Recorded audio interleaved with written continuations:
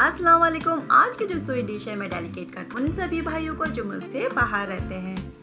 Winter season है। Winter season में कुछ ट्रेडिशनल मीठा ऐसे होते हैं जो हर जगह पे नहीं मिलते हैं।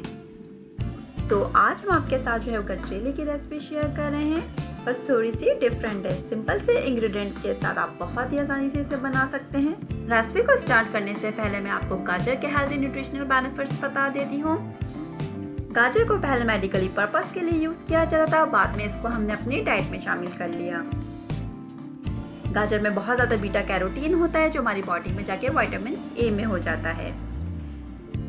बी विटामिन, विटामिन के, पोटेशियम, फाइबर एंड एंटीऑक्सीडेंट इसमें होता है। गाजर न सिर्फ हमारी आंखों की रोशनी के लिए बहुत अच्छी है बल्कि हमारे इम्यून सिस्टम फंक्शन को इम्प्रूव करती है और उसको बूस्ट भी करती है। गुड हीलिंग प्रॉपर्टी होती है। लो ब्लड कोलेस्ट्रॉल लेवल है और गाजर को वेट लूज फ्रेंडली भी कहा जाता है।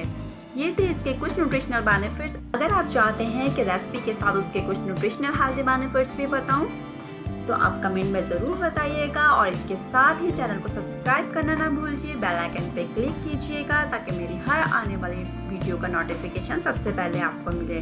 वीडियो को लाइक शेयर भी ज़रूर कीजिएगा। तो अब हम रेसिपी की तरफ चलते हैं। आधा किलो गाजर ली थी, इसको ग्रेटेड कर लिया है। 1 किलो दूध, आधा कप चावल या 100 ग्राम, इसको 20 से 30 मिनट भिगो दिया था। 1.5 कप चीनी या आप अपने टेस्ट के हिसाब से भी ले सकते हैं। आधा किलो दूध डालेंगे। जब दूध में उबाल आ जाएगा तो भीगे हुए चावलों को हाथ से क्रश करके डालेंगे। आप चावलों को ग्राइंड भी कर सकते हैं लेकिन मैं हाथ से जो है वैसे क्रश करके डाल रही हूँ। सारा दूध नहीं डालेंगे, आधा किलो डालेंगे।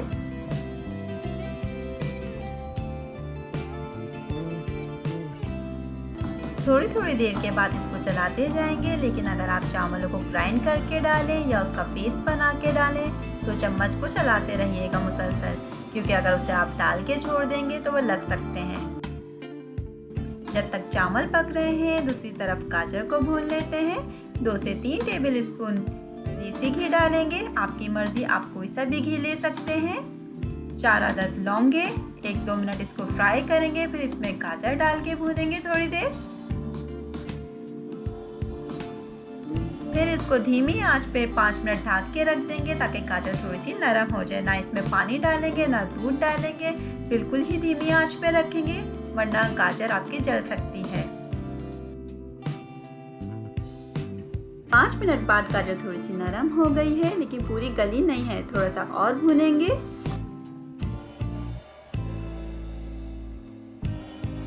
चावल गल गए थे तो मैंने इसे डलघुटनी से बहुत अच्छे से मैश कर लिया था।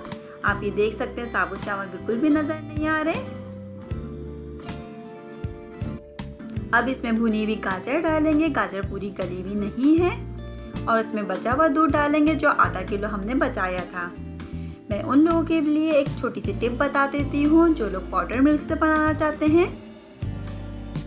आधा किलो आप फ्रेश मिल्क ले लीजिएगा, उसमें जो है वो चावल को पका लीजिएगा और आधा किलो जो है वो आप जो है वो पाउडर मिल्क बना लीजिएगा। और जब आप गाजर डालें इस तरह से मिक्स करें और फिर उस वक्त जो है वो आप पाउडर मिल्क डालिएगा आखिर में। जब एक उबाल आ जाएगा फिर हम इसे ढक देंगे।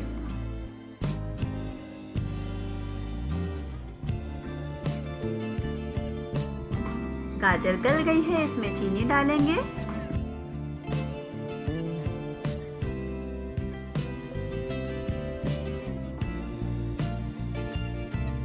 ½ टीस्पून इलायची पाउडर डालेंगे।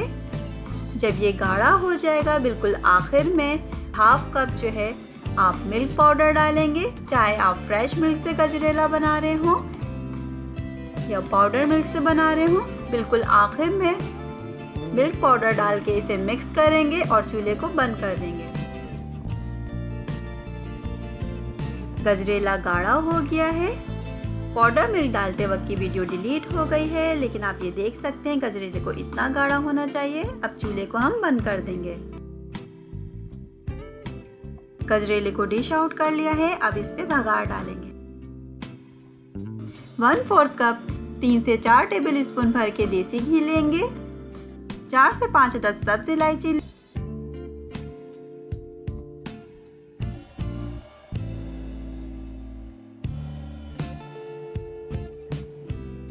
बादाम पिस्ते को गजरेले के अंदर डाल के मिक्स नहीं किया है, ऊपर से डाला है डिश आउट करने के बाद, या फिर आप जिसमें पकाएं उसमें इस तरह से ऊपर डाल दीजिएगा। फिर आप उसके ऊपर भगार डालेंगे तो इसमें एक बहुत अच्छी सी खुशबू भी आएगी और एक फ्लेवर भी आएगा बहुत अच्छा सा।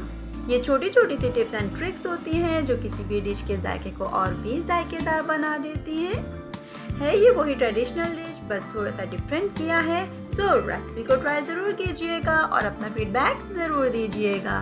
फिर मिलते हैं एक और रेसिपी के साथ, तब तक के लिए अल्लाह हाफिज़।